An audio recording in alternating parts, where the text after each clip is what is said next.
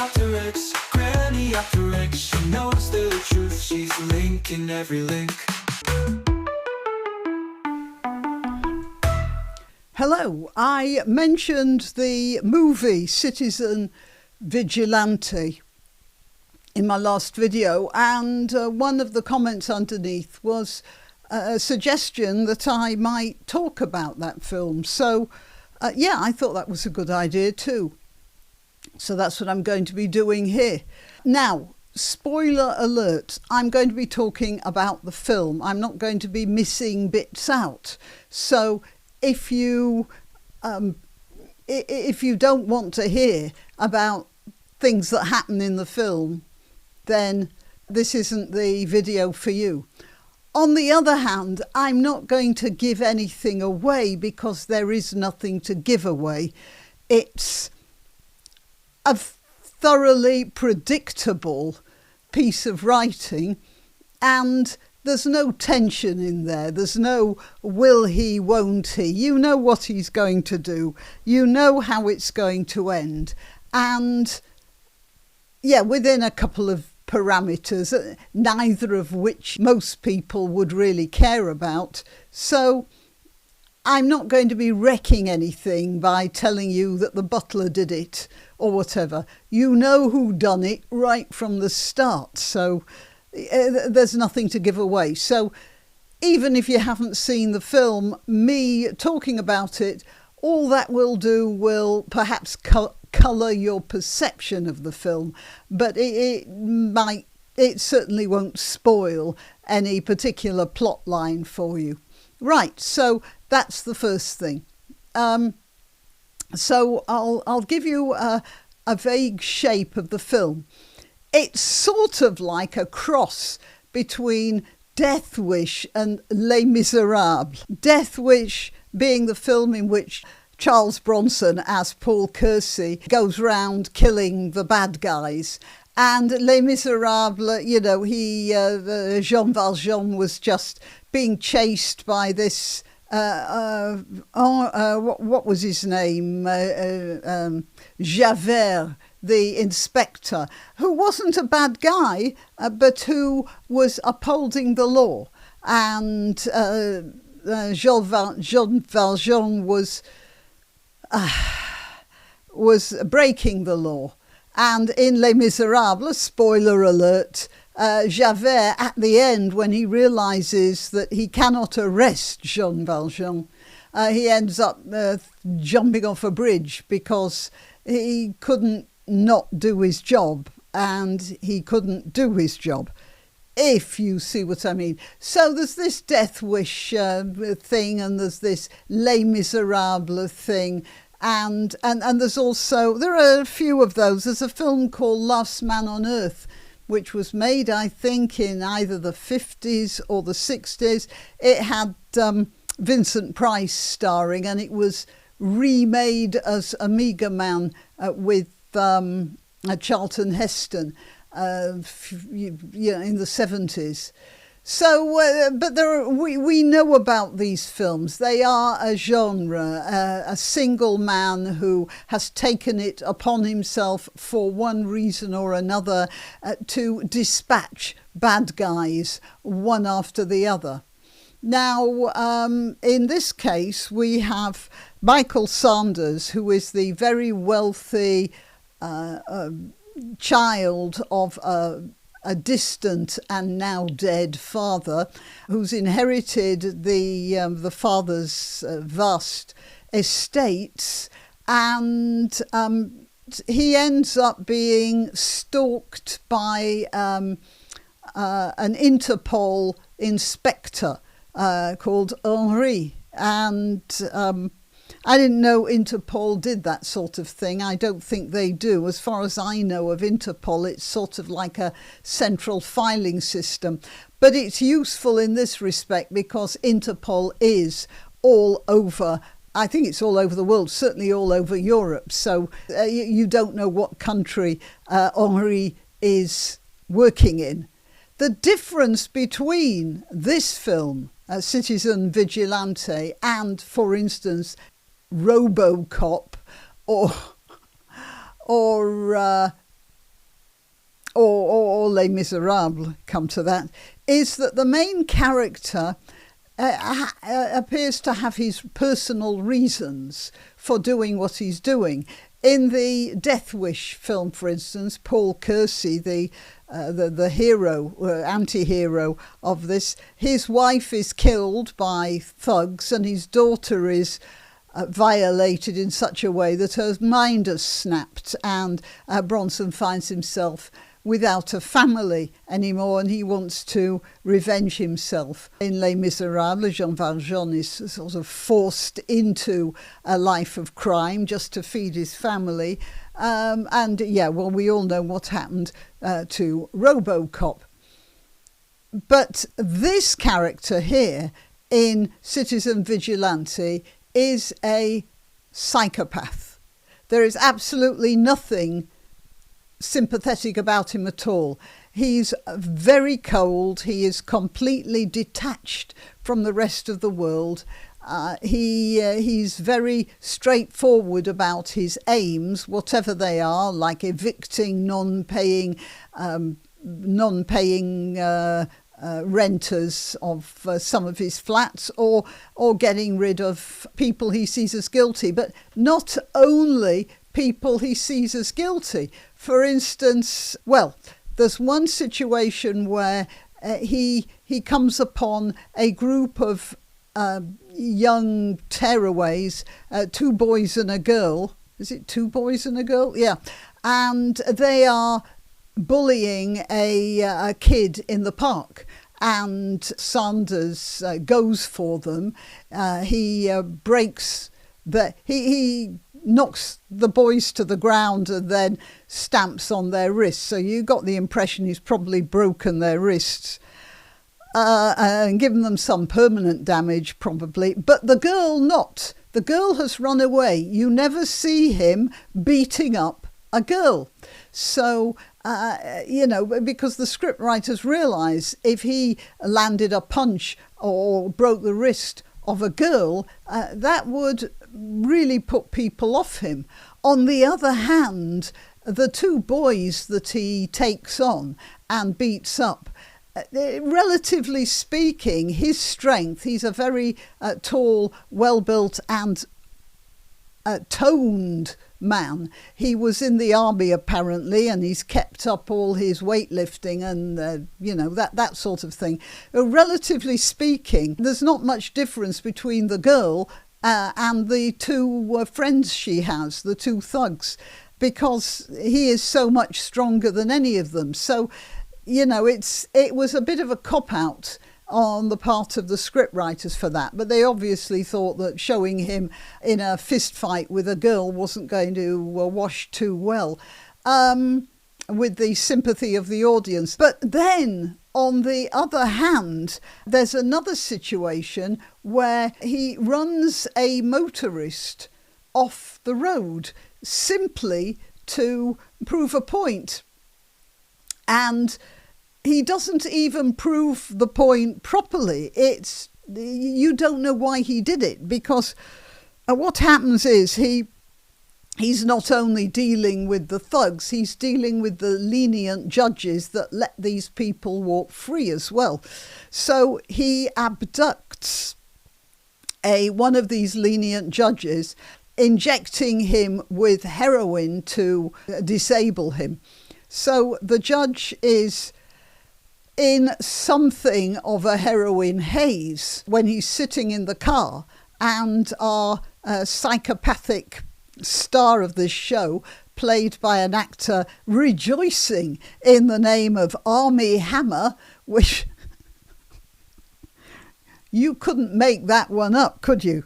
Anyway, the Michael Sanders character, he's talking to this judge who is as stoned as an Iranian adulteress. And he's talking to him about how people can't break the rules even when it's to their disadvantage. And to prove it, as I say, to this half out of his mind judge who's drooling there in the seat next to him, he he goes onto the wrong side of the road, heading straight for a car that's coming in the opposite direction. Of course, the car veers off the road and crashes, does a triple somersault and then bursts into flames. So he has killed a completely random driver along the road to prove a point to this judge, who is not receiving him that well anyway, who's, as I say, not entirely in possession of his faculties, and whom Sanders is going to kill by the end of that scene in any case, making it not very successfully look like a suicide. So you wonder why he did that. I mean, he's supposed to be after the bad guys. He's supposed to be giving justice to wronged people. And what about that motorist? He didn't deserve to die. And what about his or her grieving parents, a mourning spouse, or a set of orphaned kids? I mean, that's the ramifications of what he did are completely unadulteratedly bad. And this is a fellow who set himself up to be killing bad guys. So, as I say, he's a psychopath. It was and when he was talking to this judge, it was completely pointless. So in that way, there are more. That film has so many plot holes. You could drive a Challenger tank through it. And the other thing, he's walking around town, walking around various suburbs, going into houses, dealing with, for a start, he goes into the hospital to somebody who's been a woman who's been very badly beaten up and violated in many ways, I suppose. And he talks to her about getting justice. And then he goes out. Well, look, hospitals have cameras. They would have seen him there. It would have been obvious. And then when Henri goes to visit this woman and she mentions that somebody was there, and Henri realises it must be this fellow, he asks the patient to describe him, and she suddenly realises what's happened, and she starts describing a smaller fellow with a beard or something along those lines. But there would have been a film of it in hospital records. There isn't a hospital in the Western world that doesn't have cameras all over the place. As I said, the place looks like Germany to me, and I know that Germany is not as high-tech, for instance, as Britain. But even so, there's CCTV in some streets and roads and crossings, and as he's walking around to the various suburbs, they will see him there. He would be, but for some reason, nobody seems to know who he is or who's doing all of this stuff. It's, as I said, it's a sort of plot hole you could drive a tank through. And maybe that's the point of it. This character is so inconsistent and inconsistently portrayed that it's very difficult to to form an opinion about him, to either like him or have distaste for him.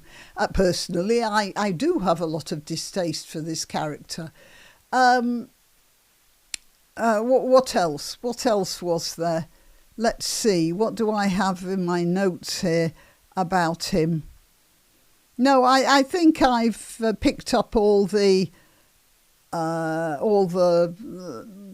points I wanted to make about the plot holes and the inconsistencies of character, which, really, I don't know how much of it is bad script writing and how much of it is the deliberate confusion. Now, according to the entertainment trade magazine, Variety, it said the setup was inspired by a notorious case in Hamburg in 2016 when a group of teenagers gang raped a 14-year-old girl and left her for dead, and then they walked free with suspended sentences.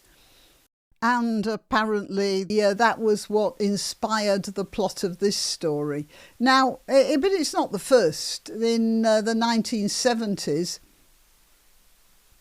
Death Wish was sort of a response to what you might call a lot of social breakdown, especially in New York at the time.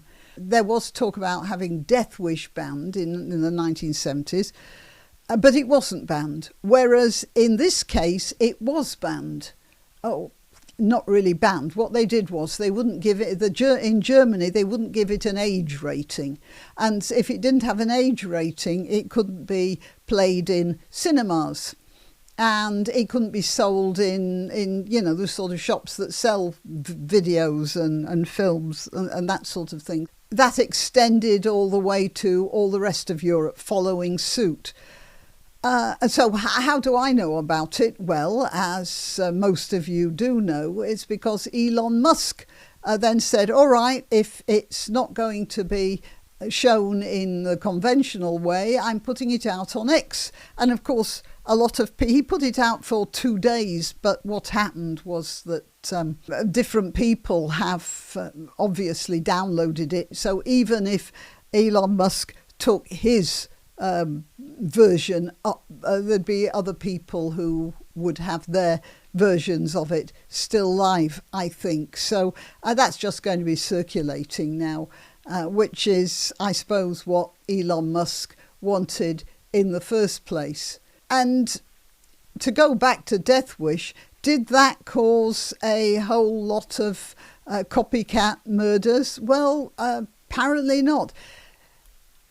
Death Wish was in the early 70s. I think it must have been 1974, 75, something like that. And then in the early 80s, a fellow called Goetz, can't remember the first name. Anyway, he shot 4 teenagers on the subway when they asked him for money. And that was blamed on Death Wish. But I mean, that's hardly a spate of murders, and it seems to me that Mr. Goetz was probably just looking for an excuse anyway.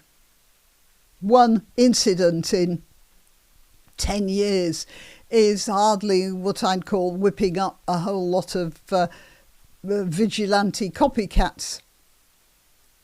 But Death Wish was there as an answer to a lot of social upheaval that was going on in America at the time. That is, the certainty of the 50s, the surety of the neighbourhoods with the picket fences and all of the rest of it, that had gone. And there was the 60s was a sort of transition time. And towards the end, it was this flower power, let it all hang out attitude, which was turning sour. And by the 70s, it had turned into, full-scale, or what was perceived of as full-scale anarchy. And that's what the Bronson film was about. Now, this film is a response to a similar situation, except it's less logical because the situation we have here is less logical.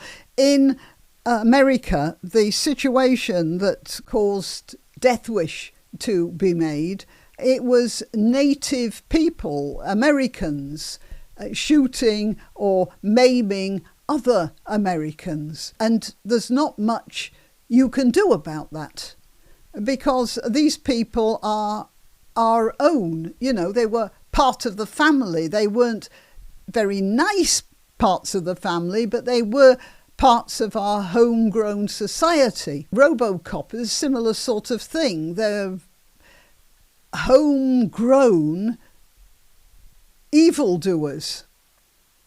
But in this case, these bad guys have been imported. It's like we imported our evildoers. Well, we didn't have enough of our own. To go off on a little tangent here, usually you import people like, the big selling point for the immigrants to Britain is, well, they're all doctors and engineers and we need those. And we know damn well they're not. Perhaps it's what the government really wants to import is criminals because we don't have enough of our own. And they daren't tell us that. Well, that's the way it looks. Look, that doesn't make any sense, does it? Well, neither does Citizen Vigilante, and maybe that's why it's caught people's imaginations. It's not that he's killing bad guys. The fact is, he is a psychopath who is inconsistently killing people. Some of them bad guys, one or two not. There is no real logic to the situation. Maybe like Bronson was saying, like the Death Wish was saying, we have a problem here with society running away with us. We haven't exercised enough control over the upbringing of certain sections of it that's caused social breakdown in certain areas. So you've got to get otherwise law-abiding citizens to take up arms against this, but citizens with a conscience. And now what we're being told in Citizen Vigilante is we have imported foreign criminals to our society, and the only way to deal with them is to become a psychopath. Okay, well, yeah, I think that's about all I have to say about this film. As I say, you know what's going to happen. I haven't given away any serious... there's no tension in it. You just see a fellow finding different ways of killing various people. And you know he's going to get away, not because he's doing good, but because you know there's going to be a sequel. And there will be. It'll probably be more of the same. Okay, till next time. You can help my channel by subscribing and clicking the notification bell. That's quite important. And by sharing if you're so inclined. Links to my other channels and to donation methods are in the description. But the best way you can help is simply by clicking like and notify. Thank you.